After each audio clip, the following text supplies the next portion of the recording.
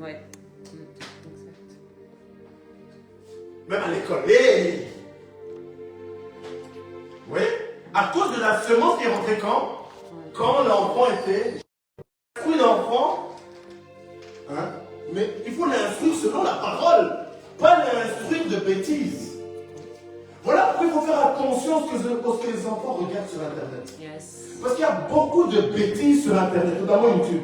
Je vous dis, c'est une poubelle comme pas possible. Et aujourd'hui, en fait, hein, ce qui est dangereux dans cette génération avec Internet, qui est le vaudor de ce siècle, qui est la bête de ce siècle. Parce que vous voyez toujours, oui, la bête, 666, l'antéchrist. Mais vous ne savez pas que Internet est aussi l'image de la bête quelque part. Je ne sais pas pourquoi je suis là. C'est aussi l'image de la bête.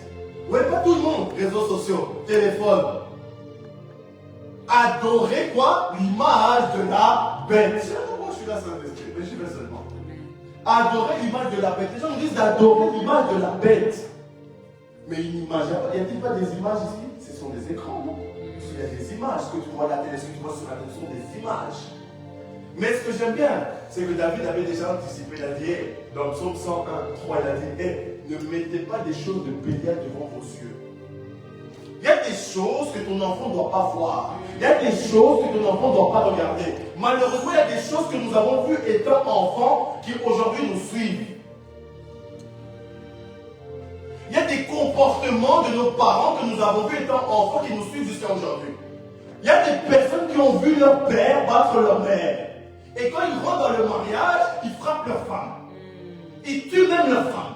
Ça ne vient pas de nulle part, ça vient de quelque part. Même... Oh, c'est on a fait du ok. Il y a un homme, à l'époque, dans les années 90, qui kidnappait des personnes, qui kidnappait des jeunes filles. Ça veut dire que je parle. Oui. Même si c'était tout un complot qu'il y avait derrière, je ne vais pas rentrer là. Cette personne qui faisait ça s'était fait abuser par ses parents. Vous comprenez ce que je dis? Cette personne-là, que tout le monde dit, oui, vous connaissez la personne. Cette personne-là, elle a été abusée par ses parents. Donc elle a reproduit ça. Donc on est venu vers la personne pour lui dire de faire ça, c'était facile. Pourquoi? Parce que c'était quelque chose que la personne avait. Déjà. Et je vais te dire quelque chose. Ce que tu ne déracines pas, ça va te suivre dans ton mariage, dans tes relations, dans ton travail, dans ton couple, dans tes amitiés.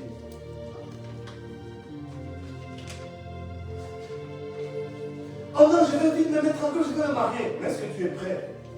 Oh non, mais on m'a parlé, Dieu m'a dit que c'était lui, Dieu m'a dit que c'était elle. Ok, Dieu t'a dit que c'était elle. Mais c'est pas parce que Dieu t'a dit que c'était elle qu'il n'y a pas de travail à faire. Il n'y a pas de travail à faire. Parfois, quand on t'embauche dans certaines entreprises, quand il y a certaines choses qui te manquent, qu'est-ce qu'on te fait faire une formation? Yes. On te fait une formation pourquoi? Afin que tu acquières certaines capacités, afin que quand on va te mettre là, tu n'aies pas des manquements. Vous voyez? C'est vraiment important ces choses-là. Amen. Je veux revenir maintenant dans les types de traumatisme infantile. On a parlé du traumatisme, j'ai donné des mots-clés, dépendance affective, refoulement, inconscience et conscience. Amen. Là, je vais parler de certains types de traumatisme. J'ai déjà un peu commencé. Abus et violence. Abus et violence. Dans les types de traumatisme, il y a des abus et des violences. Ok. Abus, violence. Abus, violence physique, sexuelle ou émotionnelle. Ainsi que l'exposition à la violence conjugale domestique. Donc, il y a des personnes qui ont des abus sexuels domestiques. Ils sont chez eux, on les menace. Enfants. Il y a des gens, ils ont subi des violences sexuelles, des violences émotionnelles, des violences physiques. Des violences physiques. Tu as des gens, surtout chez nous en Afrique, où il faut taper l'enfant.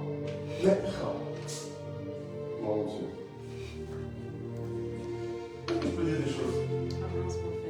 Mon père, quelqu'un de dur, mais il ne m'a jamais touché.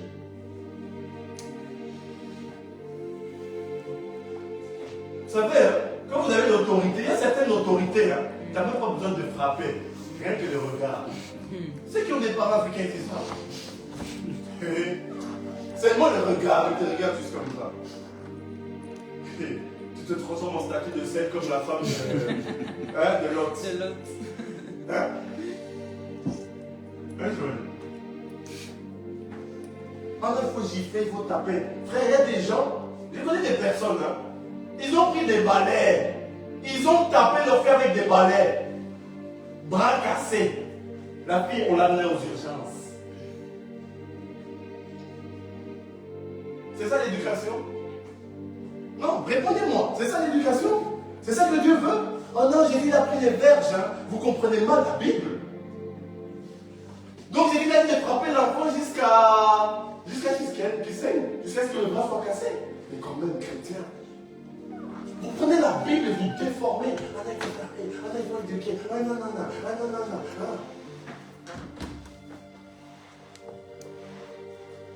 Les gens ici savent de quoi je parle. Si vous vous fâchez même sur Internet, ce n'est pas mon problème. Fâchez-vous.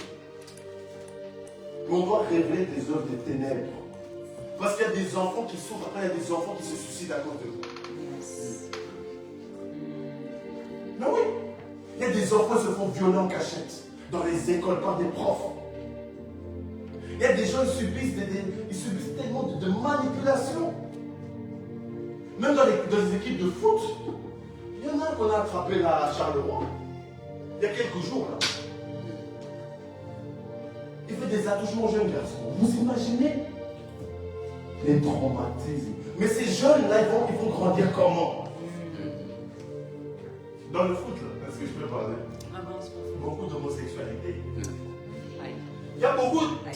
Il y a des hommes qui ont même des femmes, hein, ils sont homosexuels. C'est bien. Il faut qu'on me dise des choses.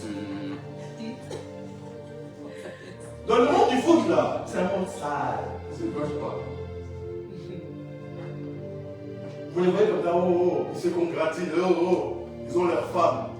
Hey, c'est seulement hey.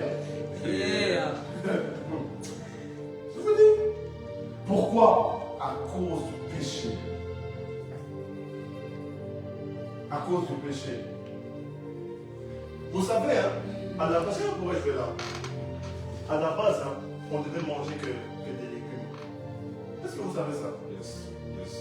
Oui. Vous savez pourquoi on a commencé à manger de la viande? À cause du péché d'Adam et Ève. Oui, c'est vrai.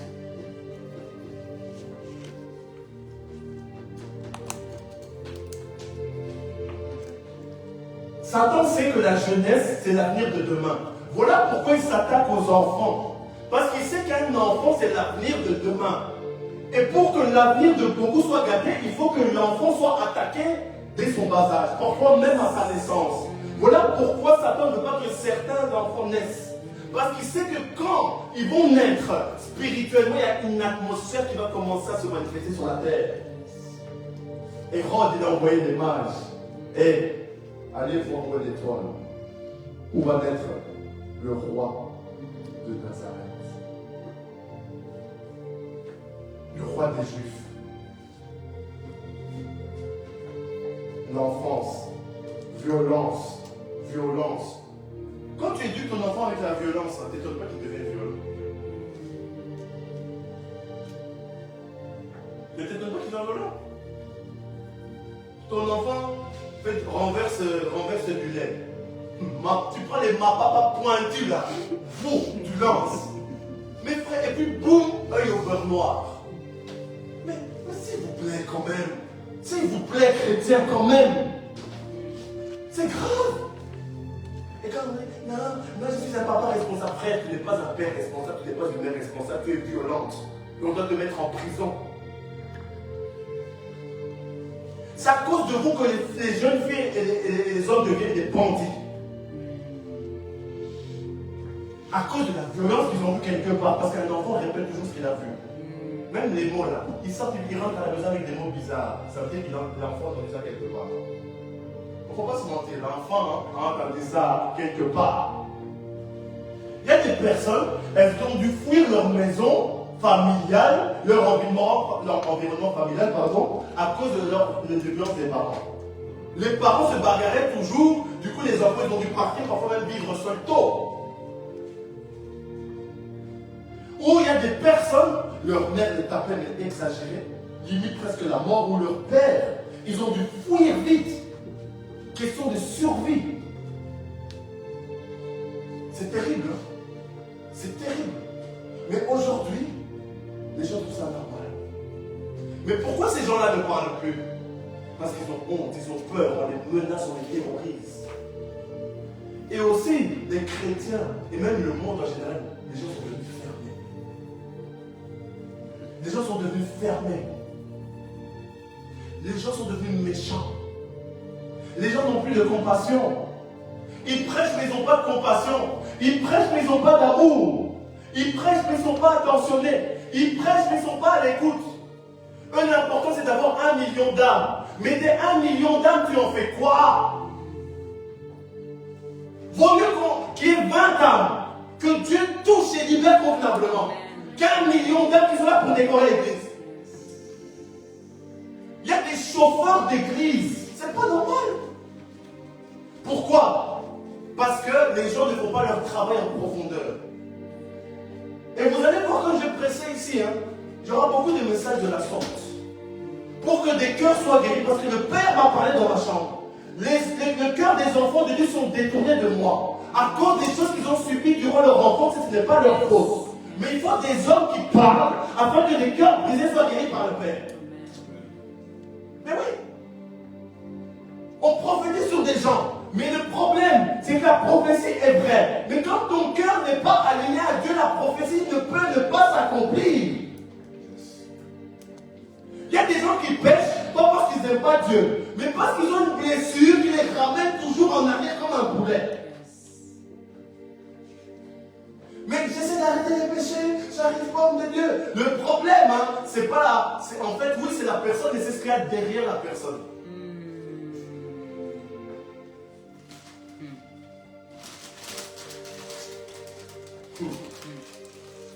Et Dieu va guérir des cœurs aujourd'hui. Amen. Dieu va guérir des cœurs. Amen. Deuxième type de traumatisme, pas la violence, la négligence. Waouh. Oh my God. La négligence physique ou émotionnelle. Donc après l'abus et la violence, ça c'est les types de traumatisme. Il y a l'abus, violence, et puis la négligence. C'est quoi la négligence? Physique ou émotionnelle?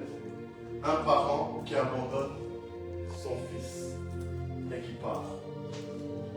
Une maman qui abandonne son enfant et qui part. Ou ton enfant là, mais tu ne calcules pas. Tu ne calcules pas. Tu ne calcules pas. Et ça fait mal. Et l'enfant grandit avec des douleurs, vous ne comprenez pas. L'enfant devient colérique, vous ne comprenez pas. Parce qu'il est. Vous savez, l'un de mes appels, c'est les familles. Voilà pourquoi j'aime beaucoup la famille. Parce que ça fait partie de mon appel. Pourquoi? Parce que Dieu est un Dieu de famille. Dieu veut restaurer des familles. Yes. Dieu, vous savez comment la société, il y avait un franc-maçon, je ne sais plus comment il s'appelait, il disait, pour contrôler des personnes, c'est simple. Commencer par les familles. Donner des mauvaises éducations aux enfants. Enseigner mal des enfants à l'école. Et vous allez gagner toute une société, tout un peuple. Voilà pourquoi on commence à dire oui, Homo sapiens. L'homme vient de l'homme, c'est un Homo sapiens. Hein? Il vient du singe. Ou la théorie de l'évolutionnisme. Oui? Pourquoi? Pour abrutir l'enfant dès le bas âge. Comme ça, quand tu vas venir avec Jésus, mais qu'est-ce que tu me racontes, toi? On vient de l'homo sapiens. On saura devenir un singe.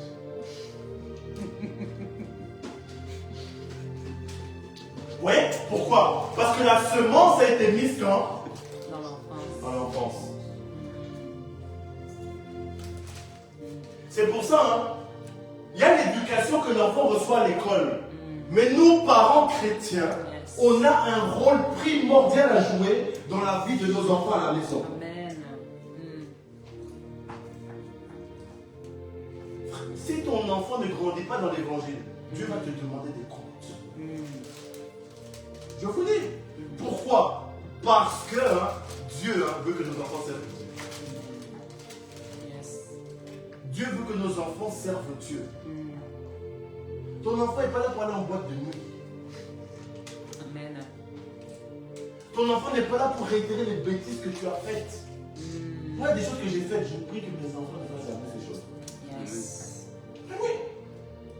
Parce qu'en fait, c'est quoi? Les choses que toi tu as faites, ce n'est pas pour que ton enfant reproduise.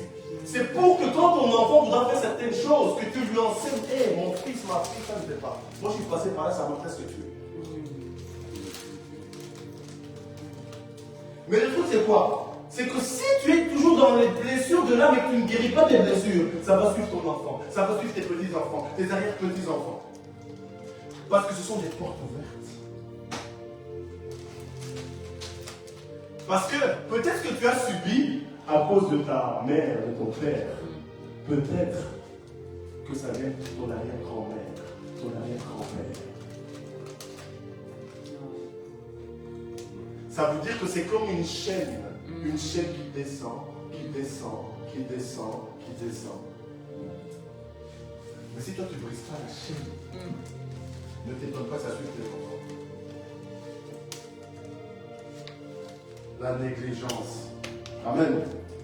Perte ou deuil. Perte ou deuil. La perte violente d'un parent ou la perte d'un être cher.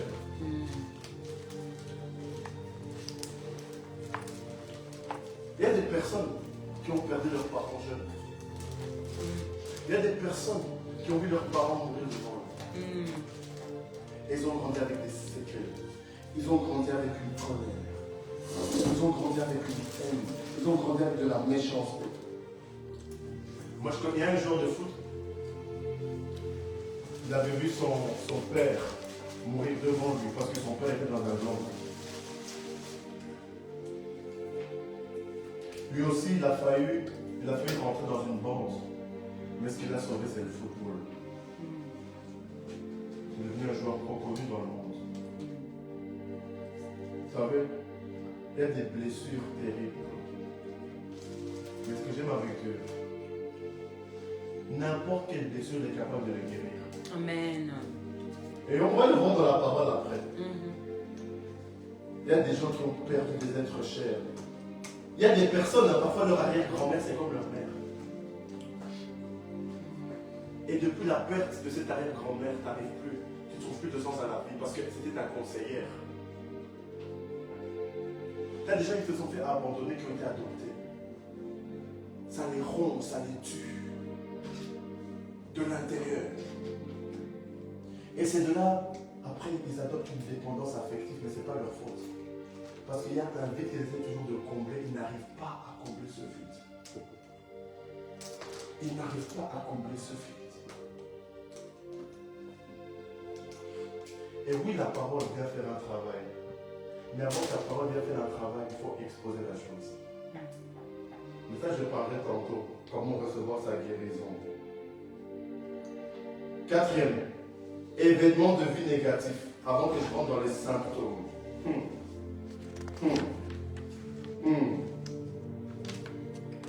Événement de vie négatif. Il y a des personnes, ils ont subi des événements de vie négatifs. Des accidents. Ils vont failli mourir dans des incendies. Il y a des gens même qui ont vécu la guerre. Parfois on a des parents, des arrière-grands-parents, des grands-parents qui ont vécu la guerre. Et ça crée des traumatismes en eux. Vous marchez avec eux, dès qu'ils entendent un petit bruit, ils sursautent.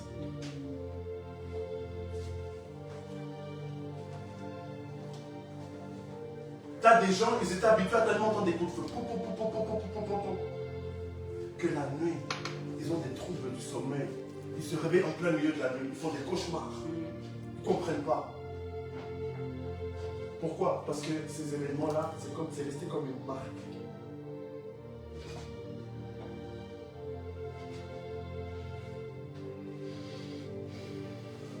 Beaucoup de personnes vivent ce genre de choses. T'as des personnes, elles se sont fait violer. Elles revoient toujours la scène. Elles revoient la scène. Elles revoient la scène. Elles revoient la scène. Il y a même des personnes, elles se sont fait violer, elles ont oublié.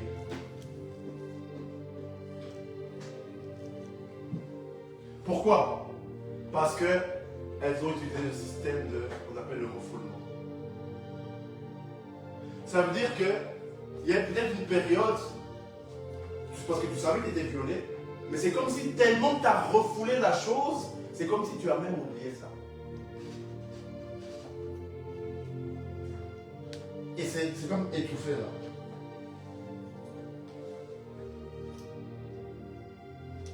Et quand un homme est gentil avec toi, tu trouves ça bizarre. Et tu fouilles. Ah non, moi je ne vais pas me marier. Moi je reste comme ça.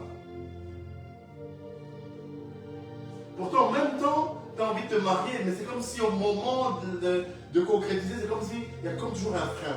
Parce qu'il y a cette voix qui est cachée en toi qui te dit tu as subi ça. Mais toi, tu me dis que c'est ça. Vous voyez comment Satan est dangereux? Comment l'ennemi est dangereux? Tu as des personnes, ils vivaient dans par exemple à Haïti. Ils vivaient dans une habitation, à cause d'un tsunami, l'habitation est partie. Et qu'est-ce qui se passe à cause de ça? Ils ont peur d'aller à la piscine. Ils ont peur de l'eau. Il y a des personnes qui ont la phobie de l'eau. Même se laver, ils ont peur.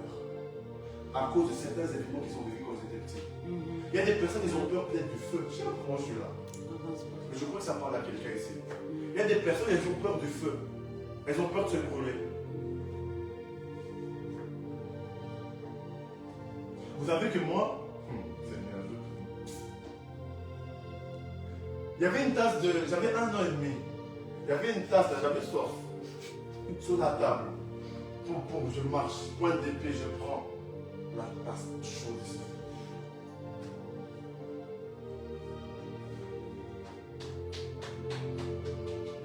Et qu'est-ce qui s'est passé? En grandissant, j'ai remarqué quelque chose qu'avec le temps, j'avais peur un peu du feu. Par moment.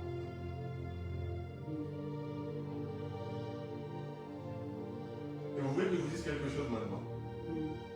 Que je viens de comprendre là maintenant, pendant ça, c'est à cause de ça. Que vous n'aimez pas tout ce qui est pétard. Tout ce qui est pétard. Allez. Mais en fait, c'est à cause de ça. Oui, moi-même, les délits. On est tous dans le même bateau. Amen. On est tous dans le même bateau. Le feu, les pétards, je dis, quand on a des bouts d'amusement, je dis, Seigneur. Mais non. Parce qu'en fait, ça m'avait quelque chose qui m'avait brûlé. Parce qu'en fait, comme c'est enfoui dans ton inconscience, quand tu approches la chose, c'est comme si ça vient dans la conscience, et puis boum, ça se cache dans l'inconscience, ça vient dans la conscience, c'est comme si ça balance.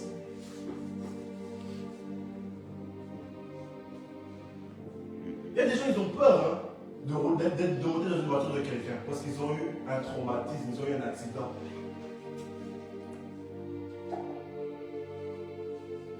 Tu as des gens, viens, on va faire une soirée pyjama. La soeur, elle veut pas dire pourquoi. Parce que quand ils étaient en primaire, ils avaient fait une boum. Quand ils avaient 10 ans, ils avaient fait une boum. Quand la jeune fille avait fait une boum avec ses copines, elle était partie dormir chez sa copine avec 2, 3, 4 filles. Et ce jour-là, il y a des cambrioleurs qui sont venus.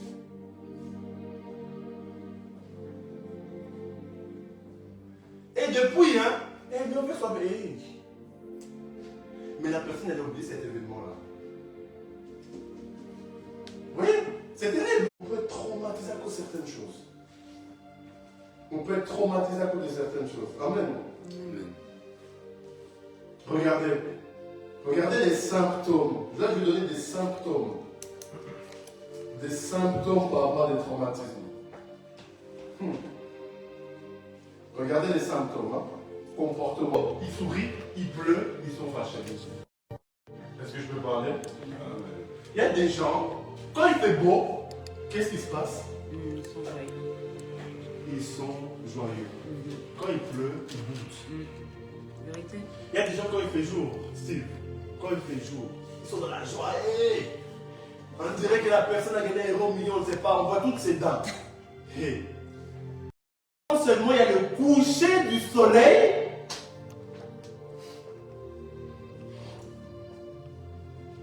les griffes sortent. Comme les griffes d'une panthère.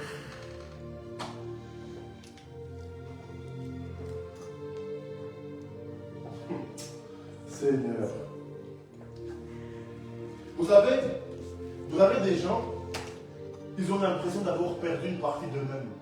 Ça, c'est des symptômes émotionnels. Anxiété, tristesse, vous le connaissez. Hein? Anxiété, tristesse, déception, peur, stress. C'est comme s'il y a des gens qui ont le sentiment, mais c'est pas moi. Vous avez remarqué comme ça? La personne a fait quelque chose, et puis elle te dit c'est bizarre, mais moi je suis pas comme ça, c'est pas moi ça. Comment ça se fait que j'ai fait ça? Comment ça se fait que je me suis énervé comme ça? Comment ça se fait que j'ai agi de la sorte avec le frère, avec la soeur? D'habitude, je suis pas comme ça. C'est pas ma personne à moi. Symptômes émotionnels d'un traumatisme infantile.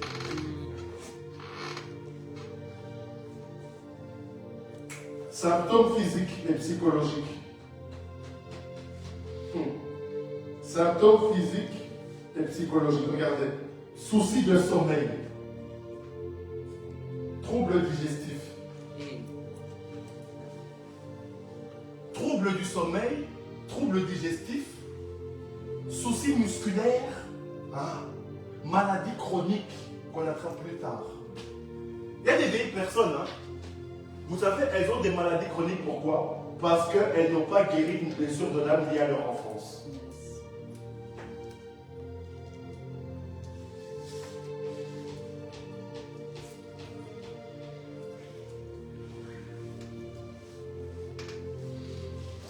Trouble du sommeil. Comment ça se fait que tu es troublé dans ton sommeil? Parce qu'en vérité, c'est quoi? Même parfois, tu ne le sais pas. Mais dans tes rêves, tu peux revoir des images de quelque chose que tu as vécu dans le passé. Qu'il y a des traumatismes. Et ça revient comme des images. Mais parfois, les images, tu ne les vois pas. Parce que Satan te vole tes rêves. Je parle à quelqu'un ici. Il y a des images parfois que tu ne vois pas. Satan vole tes rêves, mais c'est lié à ton passé. Et tu as des troubles du sommeil. Boum! 2 heures du matin, tu te réveilles, tu comprends pas. Parfois, c'est le Saint-Esprit pour que tu pries. Mais des fois, hein, c'est parce que tu as des troubles du sommeil. Et il y a des gens, hein, ils peuvent dormir 10 heures, mais ils se réveillent KO. Oui, il y a des esprits de nuit, tout ce que vous voulez. Mais aussi à cause de certaines conséquences liées à leur enfance. Pourquoi? Parce que là où leur cerveau est censé se reposer, leur cerveau travaille. Travaille pourquoi? En remuant le couteau dans la plaie. J'ai été abusé, j'ai été frappé, j'ai été abandonné, j'ai été déconsidéré, j'ai été humilié, j'ai été écrasé, j'ai été anéanti.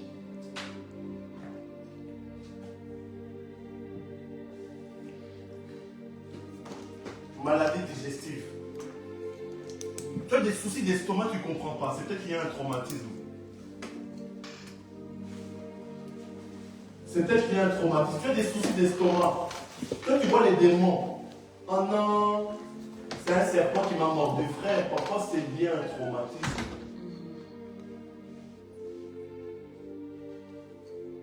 Parfois c'est lié à un traumatisme. Est-ce que je peux donner un exemple qui va te faire rire? Tu sais, une personne, hein, tu es là, tu vois une personne manger le foufou. Mais la personne qui mange le foufou, hein, elle a fait quelque chose qui a bousculé ton enfance. Et ça t'a créé comme des maux dans le ventre. Ou bien même, hein, toi-même, tu étais parti manger dans un snack. Le jour où tu as mangé dans ce snack, tu as eu des maux de ventre. Depuis, tu as un trouble digestif. À chaque fois que tu manges ce genre de choses. Pas parce que les nouvelles nourritures que tu manges sont mauvaises, mais en fait, ton cerveau a la capacité de contrôler tous tes organes. Donc, s'il y a un dysfonctionnement dans ton cerveau, qu'est-ce qui se passe? Il y a un dysfonctionnement dans ton corps et dans ton système digestif aussi. Et aussi dans ton système immunitaire. C'est terrible, hein? Vous voyez à quel point c'est important ces choses-là. Regardez.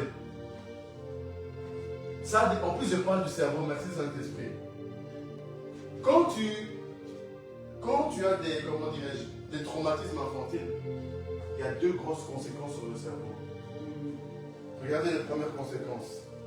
Tu es plus sensible au stress.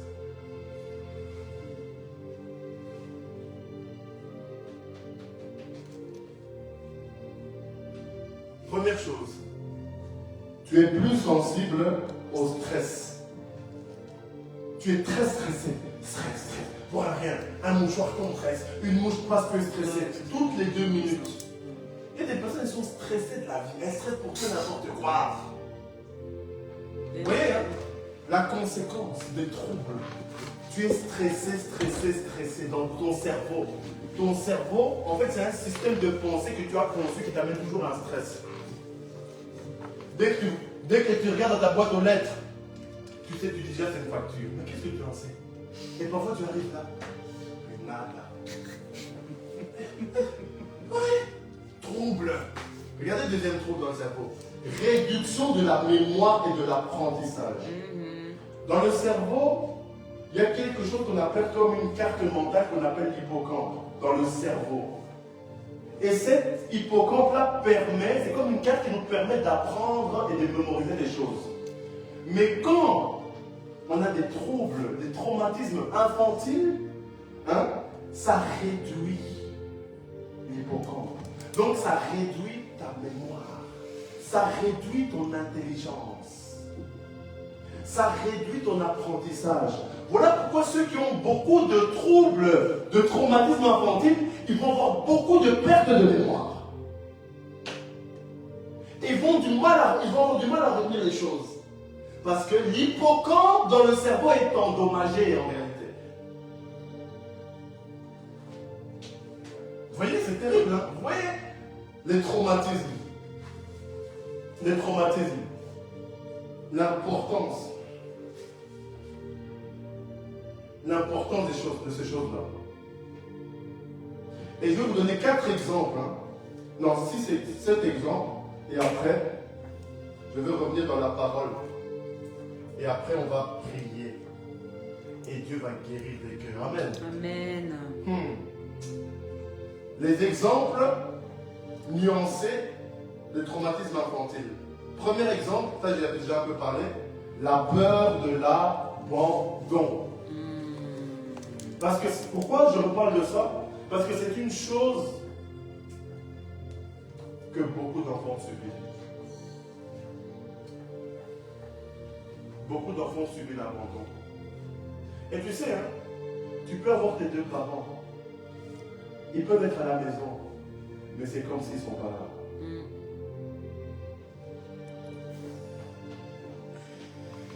C'est comme s'ils ne sont pas là. Tu as des parents. Surtout chez nous, les parents africains. Pas tous les parents, gloire à Dieu. Mais il y a certains parents africains. Même je t'aime, c'est compliqué. Ah, ça. Même bravo, tu t'es bien débrouillé, c'est compliqué. Même rien que je suis fier de toi. Il faut prier en langue pour ça. Je vous dis. Mais les remerciements, c'est souvent l'argent. Allez, tiens, tu vas l'argent sur ton compte. Mais parfois, hein, un enfant n'a pas besoin de ton argent. Un enfant a besoin de ton attention. Il a besoin de ton amour. Il a besoin de ton écoute. Il a besoin de se sentir protégé. Il a besoin de quelqu'un sur qui il peut s'appuyer. Un enfant n'a pas besoin d'artifice. Un enfant et heureux avec peu. Nous les adultes, il faut beaucoup pour qu'on soit heureux. Redevenons parfois des enfants, mais des bons enfants, instruits dans la parole de Dieu. Alléluia. Parce qu'un enfant, tu es son exemple. Ça veut dire que si tu dérailles, l'enfant va dérailler.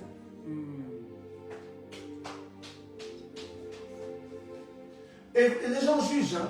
Oh non, telle personne, tel homme, il va vers les femmes. Mais est-ce que tu sais pourquoi cet homme va vers les femmes?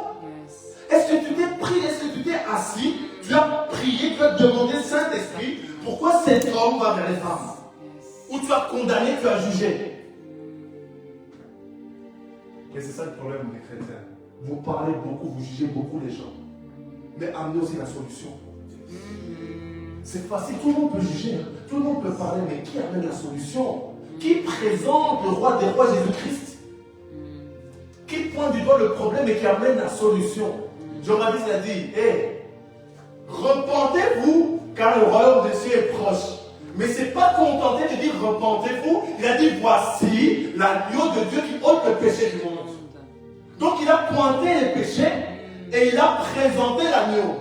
Il a oh my God, il a pointé la solution et il a pointé le problème et il a présenté la solution. Amen, amen. Vous avez dit, Anna, cette fille-là, elle aime les hommes. Cet homme-là, il aime les femmes. Ok. Mais est-ce que tu as détecté le problème? Pourquoi il va vers les femmes? Pourquoi il va vers les hommes? Qu'est-ce qui se passe? Est-ce que tu t'es assis avec la personne? Est-ce que tu as parlé avec la personne? Est-ce que tu as communiqué avec la personne? Mais aujourd'hui, hein, excusez-moi, les hommes de Dieu sont tellement à gauche, à droite qu'ils n'ont plus le temps de faire ça. Mais il y a des hommes de Dieu qui vont s'asseoir et qui vont faire ça. C'est ça le problème. Les gens n'ont plus le temps. Mais en fait, hein, vous voulez les gens veulent parfois la foule, mais avec le peu qu'on leur donne, hein, il ne faut pas faire leur travail. Parce que Dieu a dit quoi? Luc 16, si tu es fidèle dans les petites choses, tu seras fidèle dans les grandes choses. Que celui qui a des oreilles entende ce que l'Esprit dit. Je vais reparler de violence domestique, je vais revenir sur ça. Quand tu es violent avec ton enfant, deuxième point, violence, quand tu es violent avec ton enfant, il va répéter ça. Parce que tu sais quoi? Il y a des enfants, hein, tu les tapes, tu les tapes, tu les tapes, tu les tapes. L'enfant là, ça reste. Le jour où l'enfant aura plus de force que toi, c'est ce jour-là, c'est toi, ton enfant va te taper. Et quand il va te taper, tu risques même de mourir. Parce qu'il y a des hommes, hein, leur maman les tapait tellement. Un jour, ils sont devenus des voyous, ils ont même tué les gens de leur famille. Ouais. Les gens comprennent pas pourquoi. Parce que l'enfant de ses 1 an à ses 20 ans, il s'est fait fracasser. Et un jour, il y a une collègue qui prend l'enfant, le jeune homme, et il poignarde son père. Vous imaginez? C'est terrible. Le rejet. J'ai parlé de peur de l'abandon, violence domestique, le rejet. Beaucoup de parents rejettent, j'ai écrit beaucoup de parents rejettent leur enfant pour X raisons. Il y a des parents, oh non, moi je ne voulais pas une fille, je voulais un garçon. En plus, le pire, tu dis ça à ton enfant. Mais dis-moi, franchement, comment l'enfant va grandir? Je te promets, un jour, l'enfant va te rappeler ça. Toi, tu crois que... Vous savez, les enfants, ils ont la capacité de capter beaucoup plus de choses que nous. Voilà pourquoi ils ont facile à apprendre les langues. Quand tu as un enfant de bas âge, hein, il peut t'apprendre 5 langues comme ça. Pourquoi? Parce qu'ils ont une capacité d'adaptation, d'écoute, de connexion. Ils sont sensibles. Je vous dis, ils sont sensibles. Mais toi, tu es là, non. Je voulais un garçon. Je voulais que mon premier enfant soit un garçon. Et tu dis ça en plus à ta fille. Mais comment ta fille va se sentir? Et vous savez, c'est comment? C'est comme ça que certaines filles deviennent des garçons. Oui, Manqués. manqué. Ou bien qu'est-ce qui se passe? voulais un garçon, tu donnes un prénom qui est similaire, mais du côté féminin, évidemment.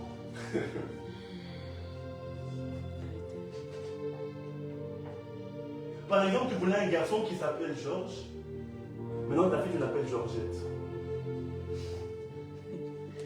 Mais quand c'est comme ça, tu sais ce qui se passe? C'est qu'en réalité, l'esprit de Georges est rentré dans Georgette. Voilà pourquoi Georgette est devenu un garçon manqué.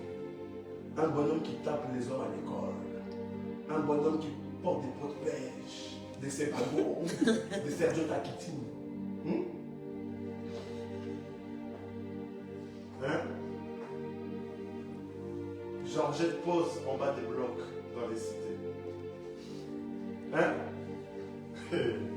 Parce que tu as transféré l'esprit de Georges dans Georgette. C'est terrible. C'est terrible. Le rejet. Il y a des parents qui ont fait rentrer des esprits de rejet dans leurs enfants. Comment? Quatrième point. L'injustice. L'injustice. Il y a une scène qui se passe. Il y a deux filles dans une pièce. Il y avait un vase. Là, je donne un exemple comme ça. Les filles, elles jouent boum. Le vase tombe. C'est la petite sœur qui a cassé le vase. Qu'est-ce qui se passe? Le papa entre. Le papa, comme il a une petite préférence pour la cadette, celle qui a cassé, il va vers l'aîné. Il commence à la gifler. Il commence à questionner. Pourquoi les voisins? C'est toi les miens. Non, mais c'est elle qui a cassé. Non, mais c'est toi les miens. Pourtant, c'est la cadette qui a cassé. Et l'enfant grandit avec un sentiment d'injustice et de colère. Pourquoi mon papa, il favorise toujours ma petite soeur? Pourquoi mon père, il favorise toujours ma petite soeur? Pourtant, c'est ma petite soeur qui a cassé le vase. L'injustice. Il y a beaucoup d'enfants, ils savent la différence entre la justice et l'injustice. Beaucoup de sont des enfants qui ne réfléchissent pas. Vous pensez qu'ils sont bêtes parce qu'ils ont 5 ans? Ils réfléchissent parfois mieux que nous. Parce que nous, on est trop... Mais eux, la première pensée qu'ils devaient nous le dire.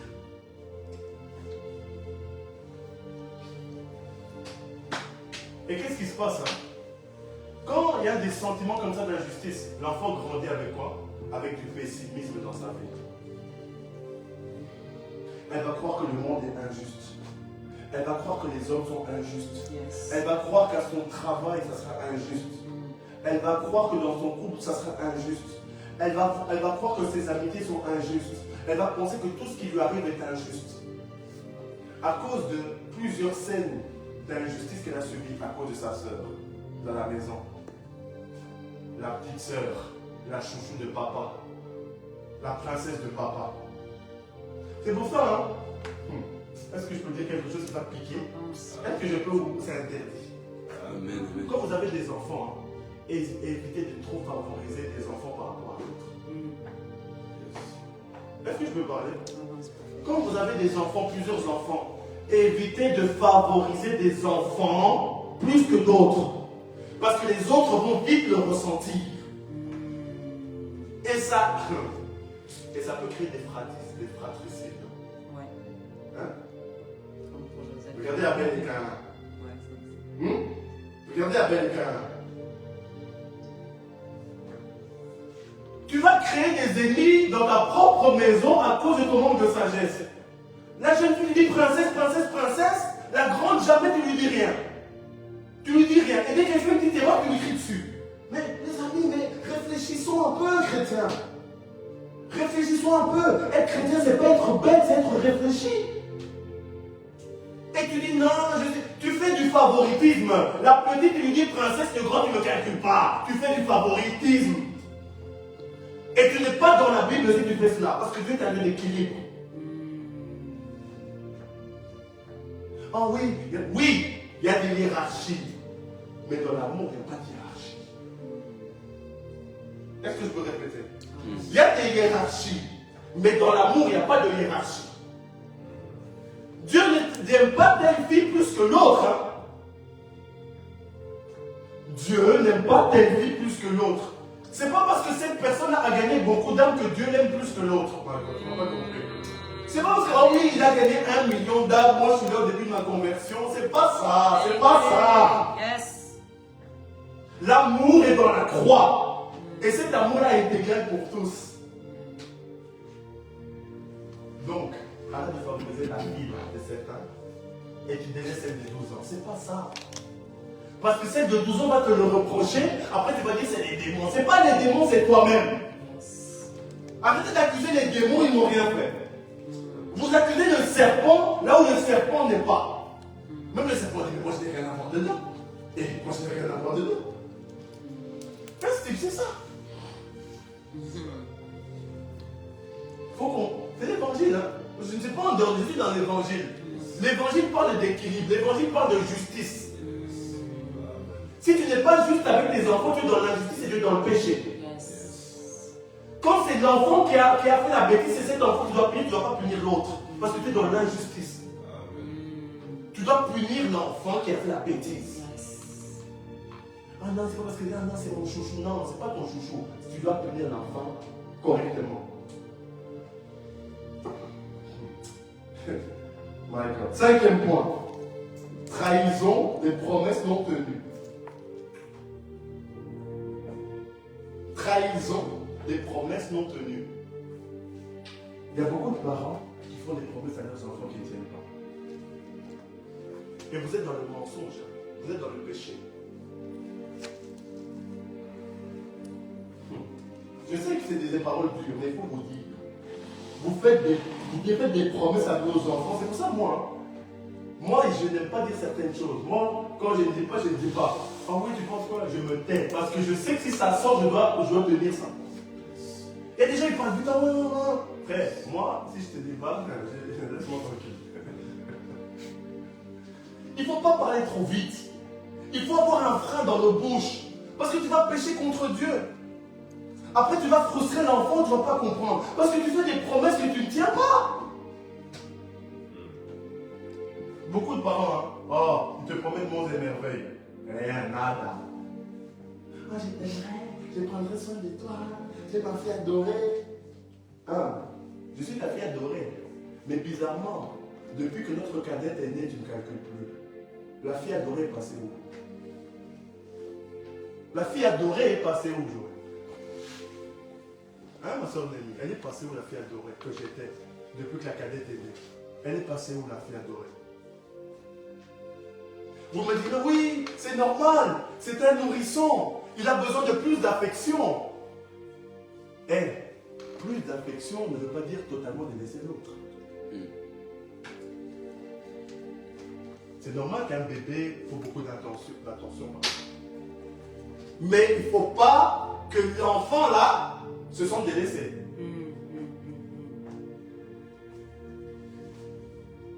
Comme des femmes, quand elles ont leur enfant, elles oublient leur mari.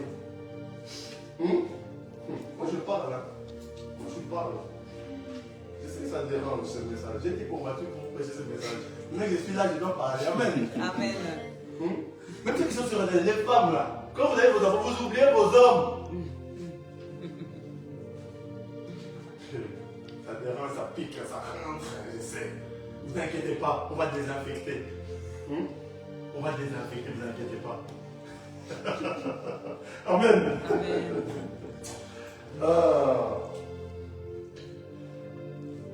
Et les deux derniers points, par rapport aux exemples.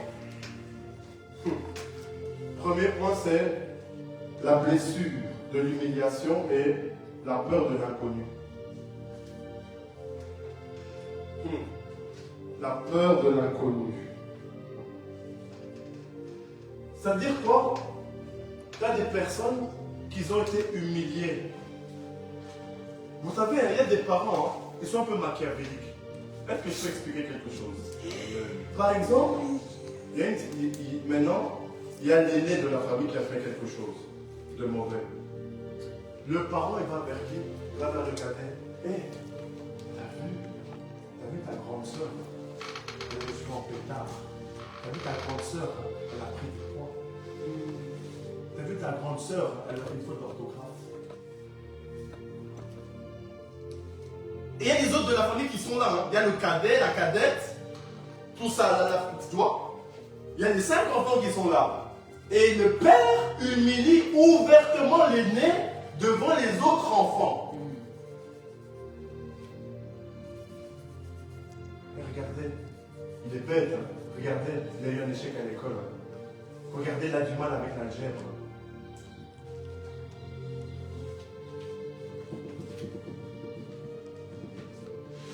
Voyez? C'est grave.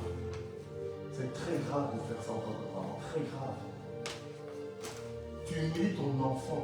Or que ton enfant, tu dois l'accompagner, tu dois l'encourager, tu dois le motiver, tu dois le relever. Tu dois le pousser à se donner à fond dans tout ce que ton enfant fait. Mais l'enfant, quand il va grandir, maman elle m'humiliait devant mes soeurs. Papa m'humiliait devant mes frères. Papa m'injuriait devant les invités. Maman m'injuriait devant les invités. Et tu grandis avec une colère envers tes parents.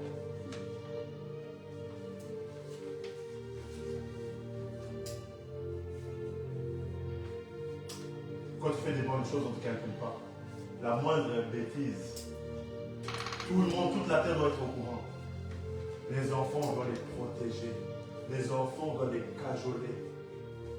Les enfants, on doit les instruire, on doit les faire grandir, on doit les faire pousser.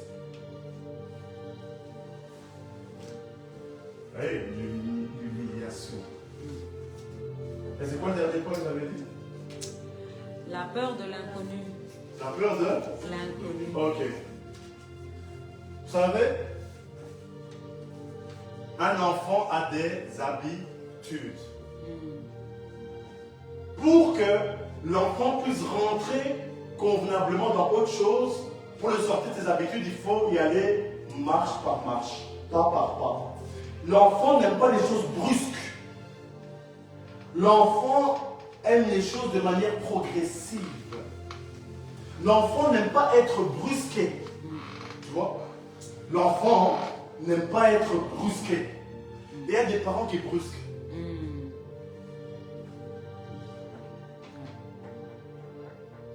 Un enfant brusqué va brusquer.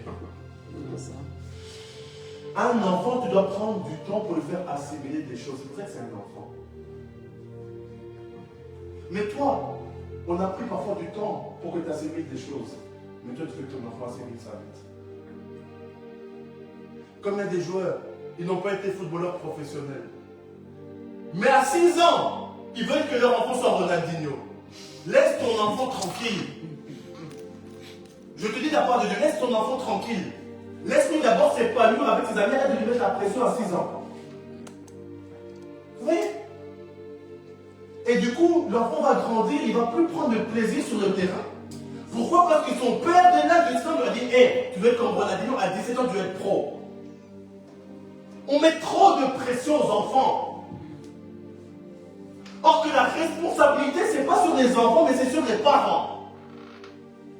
De bien éduquer leurs enfants, de les accompagner. Mais l'accompagnement ne veut pas dire la précipitation. Ne compte pas confondre vitesse et précipitation. Parce que la précipitation va tuer ton enfant. Mais la vitesse, quand tu as tu parles de vitesse, tu parles de contrôle. De la précipitation, tu ne contrôles pas. Tu ne contrôles pas. Wow. Est-ce que tu es là? Amen. Ok. Je veux parler maintenant d'un cas de la Bible. On est bientôt à la fin. Après, on va prier, les amis. Et je sais que des gens revoient des images pendant que j'enseigne. Je sais. T'inquiète pas, je sais. Je vois des choses. 2 Samuel. 9, verset 8.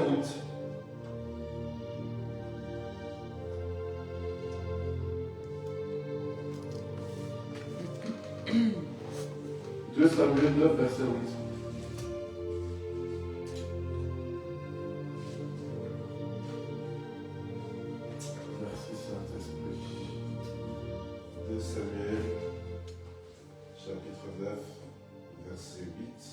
peux commencer au verset 1er, s'il te plaît. Verset 1er. On va prendre 9, s'il te plaît.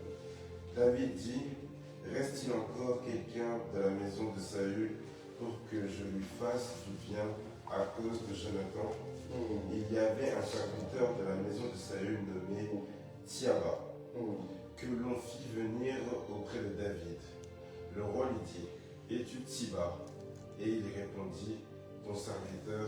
Le roi dit, n'a-t-il plus personne de la maison de Saül pour que j'use envers lui de bonté de Dieu?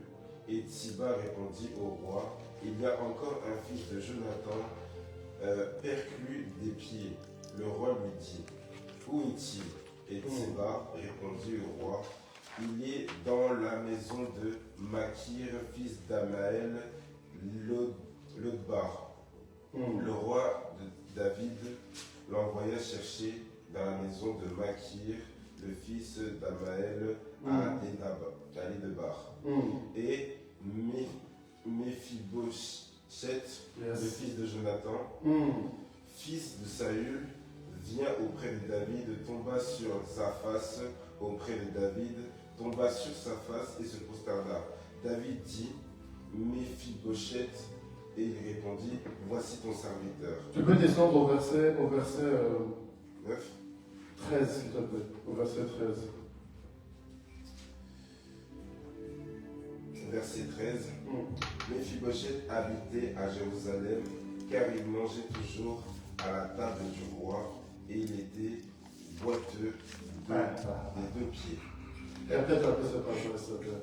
Méphibosheth habitait à Jérusalem, car il mangeait toujours à la table du roi, et il était boiteux des deux pieds. Wow. Méphibosheth était boiteux des deux Pieds. des deux Pied. des deux. Pied. Méphibosheth, c'était le fils de Jonathan. Saül, c'était son grand-père. Et pendant la guerre, quand Saül était mort, la nourrice, il y avait une nourrice qui portait Méphibosheth. Et qu'est-ce qui s'est passé?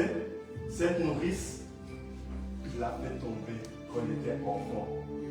Maintenant, qu'est-ce qui s'est passé? Quand il a grandi avec les deux pieds comment? Handicapé. Handicapé. Donc vous voyez que la séquelle qu'il a eue, suite à cet événement, l'a suivi jusqu'à ce qu'il devienne adulte. Est-ce que vous comprenez? Oui, il y a tout dans la Bible. Hein? J'aime la Bible, il y a vraiment tout. Donc c'était un enfant qui avait subi un traumatisme physique.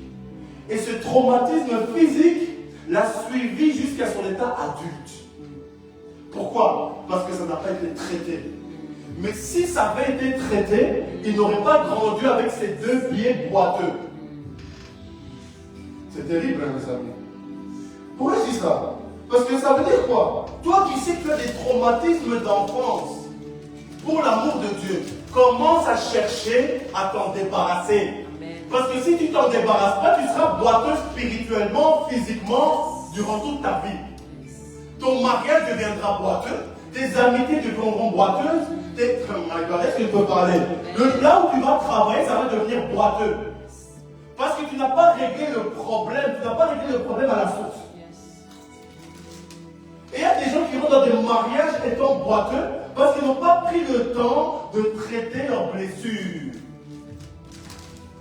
C'est ce qu'il a fait, malheureusement.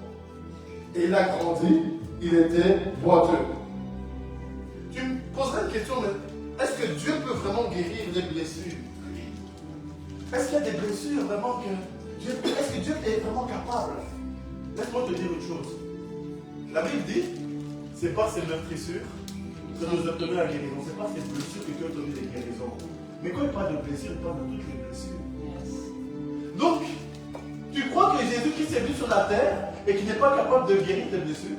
Mais alors pourquoi tu es en Christ? À quoi bon? Quitte l'évangile, va avoir des psychologues et meurs comme ça.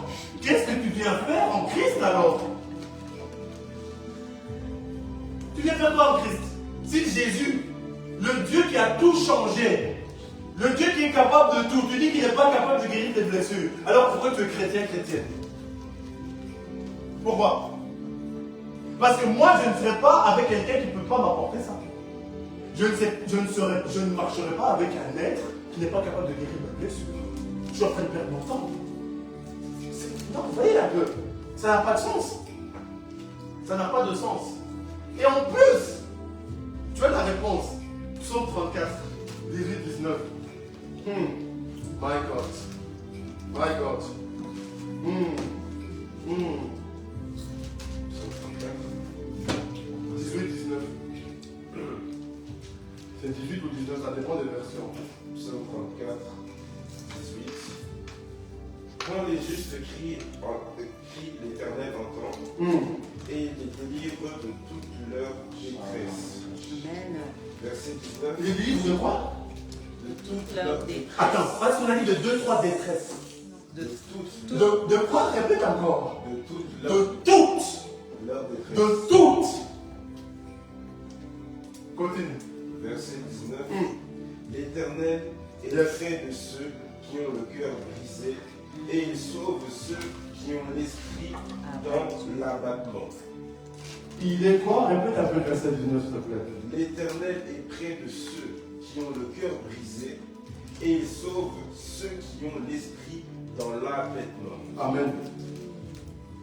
Tu peux prendre juste pour finir. Attends.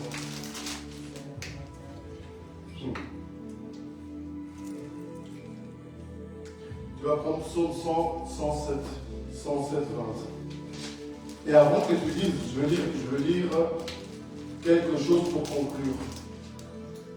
Comment recevoir la guérison? Parce que c'est important. C'est bien de pointer les problèmes, mais comment recevoir la guérison? En résumé, là, avant que tu dises. Comment recevoir la guérison? 5 points. 1. Reconnaître la blessure. Tu dois reconnaître que tu es blessé. Arrête de faire semblant. Tu peux faire semblant devant les gens, mais quand tu rentres chez toi, tu sais que tu es blessé. Tu dois reconnaître ta blessure. La Bible dit dans Proverbe 28:13, confesser. Celui qui confesse ses fautes, il fait quoi? Prospère. Mais celui qui les garde, tu dois confesser tes blessures. Tu dois affronter tes blessures. C'est la première étape. Arrête de faire semblant. Ah non, je ne veux pas. Ben, si tu ne veux pas, tu vas rester comme ça. Et tu auras des problèmes, quand tu vas te plaindre.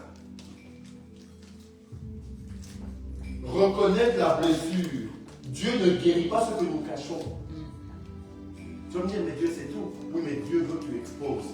Pourquoi? Parce que Dieu c'est un gentleman. Il a dit, je frappe à la porte. Si vous m'ouvrez, je souperai avec vous. Mais si tu ne m'ouvres pas. Premier point. Deuxième point. Laissez tomber les masques. Dieu veut rencontrer le vrai toi par l'image que tu montres. Tu es là devant les gens, tu montres une fausse image. Dieu ne veut pas ça. Dieu veut ta vraie image. Dieu veut le vrai toi. Sois vrai devant Dieu. Sois transparent et transparent devant Dieu.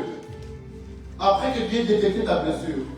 Troisième chose, pardonner. Le pardon ne justifie pas le mal, mais libère ton cœur du poison. Là où tu as des blessures, peut-être avec ton père, peut-être avec ta mère, peut-être avec un compagnon, commence à pardonner. Les gens, ils ont du mal avec le pardon. Voilà pourquoi il y a un traumatisme de pardon.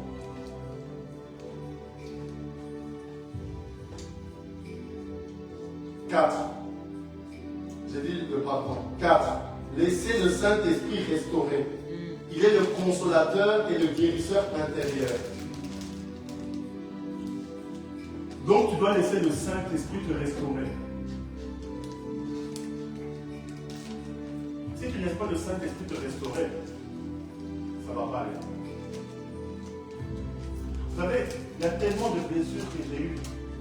Mais Dieu m'a restauré, vous savez, parce que j'ai laissé Dieu faire. J'ai laissé Dieu faire. J'ai osé affronter mes blessures. J'ai osé affronter mes peurs. J'ai osé affronter mes doutes. Je n'ai pas réfléchi. Oh non, mais les gens vont dire quoi? Ce n'est pas mon problème. Moi, le problème, c'est ma guérison. De toute façon, les gens parleront toujours. Quand tu prêches, quand tu dis des bonnes choses, quand tu dis des choses qui dérangent, donc de toute manière, les gens vont quand même parler. Les gens vont quand même parler.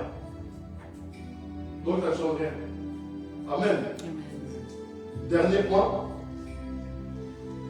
S'entourer d'amour et de vérité dans une église, un groupe de prière et un accompagnement spirituel. Donc, tu dois bien t'entourer. Tu dois avoir un accompagnement spirituel. Oh non, moi je vais y arriver seul, tu n'y arriveras pas seul. Yes. Impossible. Tu dois avoir un accompagnement spirituel. Tu dois avoir quelqu'un qui te suit. Quelqu'un à qui tu peux parler. Quelqu'un qui peut prier pour toi. Quelqu'un qui peut déclarer des paroles pour toi. Parce que vous savez c'est quoi le problème, hein? Vous pensez que vous êtes les seuls à avoir vécu cette situation. Mais ce que vous ne savez pas, comme tellement que vous êtes fermés, vous pensez qu'il n'y a que vous. Mais il y a des personnes qui ont vécu des choses avant vous. Qui peuvent vous donner des bons conseils et prier pour vous. Non, moi je ne vais pas. Moi je ne veux pas. Tu sais pourquoi tu ne veux pas? Parce que tu es encore attaché à ça. Si tu voulais vraiment t'en débarrasser, tu foncerais. Parce que parfois ce n'est pas les démons, parfois c'est nous. Oh non, les démons, oh non, tu trouves des excuses. Tu trouves des excuses, tu vas mourir avec ça, tu auras des problèmes avec Dieu. Et dans tout ce que tu vas toucher, tu ne vas pas comprendre. Dieu te dit va faire, tu ne fais pas, tu tergiverses. Dieu, vous savez, hein, il y a des gens, vous savez, Dieu il a un temps. Quand tu dépasses le temps, c'est très dangereux. Parce que les gens pensent que oui, non, on a tout le temps. Frère, il y a des choses, hein, tu as le temps et des choses, tu n'as pas le temps. Il y a des trains qu'il faut monter dedans maintenant. Parce que si tu ne montes pas dedans maintenant, ça peut se retourner contre toi, tu ne vas pas comprendre. Il y a des gens, hein, ils ont perdu des choses. Ils ont perdu des relations amoureuses, des relations amicales à cause de leur orgueil et de leur entêtement. Je vous dis, j'en connais plein. On te dit, fais, ah non, c'est ça, tu chipotes. La personne pas. Parce que c'est important. C'est important. Les amis, la guérison de l'âme, c'est indispensable. Pas que des relations amoureuses dans tout. À ton travail, dans ta famille, c'est indispensable. Dans l'éducation des enfants, c'est indispensable. Parce que sinon, tu vas reproduire des choses. Tu peux lire le psaume. Psaume 707, verset 20. Il envoya sa parole et il les guérit. Et il les fit échapper de la fosse. Répète un peu. Il envoya sa parole et il les guérit. Il les fit échapper de la fosse. Amen. Il envoya quoi? Sa parole. Et il est Guéri. donc, la parole, elle est venue guérir. Elle est venue guérir. Mais quand tu fouilles la parole, hein, tu fouilles ta guérison. Toi qui n'aimes pas lire la Bible, là, quand tu fouilles la parole, tu fouilles ta guérison. Toi tu vois que c'est toi tu vois que là, un ange va descendre, hein, il va faire une opération chirurgicale, spirituelle, il va t'enlever ton cœur, il va te donner un nouveau. Ouais, mais la parole. Ta guérison, c'est aussi dans la parole. Amen. Amen. Est-ce que c'est compris? Amen. Est-ce que tu as saisi ce message? Amen. Est-ce que tu es prêt à avoir une guérison de ton âme? Amen. Est-ce que tu es prêt à affronter tes problèmes? Aujourd'hui, je veux te mettre au défi. Applique ces choses. Comprends ces choses. Dépose des plans de Satan contre toi. Mais, donc toi, tu vas laisser tes traumatismes infantiles détruire ton mariage. Tu vas laisser tes traumatismes infantiles détruire ta relation avec ton mère, avec ta mère et avec ton père. Hein? Comment tu laisses encore ces traumatismes gagner du terrain? Tu dois commencer à te révolter et à parler à tes situations. Tu dois commencer à parler à tes problèmes. Moi, je me dis, hé, gros, c'est trop. Je dois bien me marier. Tout ce que je dois faire doit porter du fruit. Je ne veux pas laisser mon passé me rattraper. Je ne veux pas laisser mes traumatismes me bloquer. Trop, c'est trop. Jusqu'à quand tu vas pleurer? Jusqu'à quand tu vas pleurer? Mais quand on va te lever, tu vas dire, hé Satan, cette fois-ci, c'est fini, je me lève. Cette fois-ci, Satan, je vais te regarder dans les yeux. Traumatisme, je vais te regarder dans les yeux. Si moi, on m'a abandonné, moi, je serai qu'un père qui n'abandonnera pas. Moi, si ma mère m'a abandonné, moi, je serai une mère qui n'abandonnera pas. Moi, si mes parents ont divorcé, moi, je suis quelqu'un qui ne divorcerait jamais. Moi, si mes parents ont échoué, moi, je serais un exemple pour cette génération. Parce qu'il y a quelqu'un qui m'a guéri, qu'on appelle Jésus-Christ. Il a dit qu'il envoya sa parole et sa parole est guérie. Et la parole qu'il a envoyée pour toi aujourd'hui, c'est pas seulement pour décorer, mais c'est pour te guérir. À condition que tu prennes un chemin à la parole. Je prie que oh my God, que ton cœur soit comme une piste d'atterrissage qui reçoit cette parole. Qui reçoit cette parole. Parce que quand il envoie la parole, il envoie l'épée. Et le psaume 129 dit, dès ma jeunesse, my God, ils m'ont combattu. La Bible dit dans le psaume 129, dès ma jeunesse, ils m'ont combattu. Ils ont mis des fils à mon dos. Mais Yahweh les a coupés. Yahweh les a tranchés. Yahweh les a démantelés. Oh my God. Et il y avait ça. Et cette parole qui vient, elle vient te libérer aujourd'hui. Et cette parole qui vient, elle vient changer ton atmosphère. Elle vient changer ton atmosphère. Elle vient changer ton atmosphère. Toi qui pleurais, parce que ton père t'avait mis de côté. Toi qui pleurais, parce que tu n'as pas reçu l'amour d'une mère. L'amour que tu aurais prospéré. L'amour que tu aurais tant désiré. Tu dis, mais maman, pourquoi tu m'as fait ça? Maman, pourquoi tu m'as abandonné? Papa, pourquoi tu m'as fait ça? Moi, je voulais simplement un père. Moi, je voulais simplement être heureuse. Mais papa, pourquoi tu m'as fait ça? Papa, pourquoi tu m'as quitté? Papa, pourquoi tu m'as abandonné? Papa, j'ai besoin de toi. Papa, pourquoi toutes ces injustices? Papa, pourquoi tu ne me calcules pas? Papa, pourquoi tu ne m'as pas protégé? Oh my God, Chagrin, levez-vous, on va prier. Et Dieu va faire. Chagrin,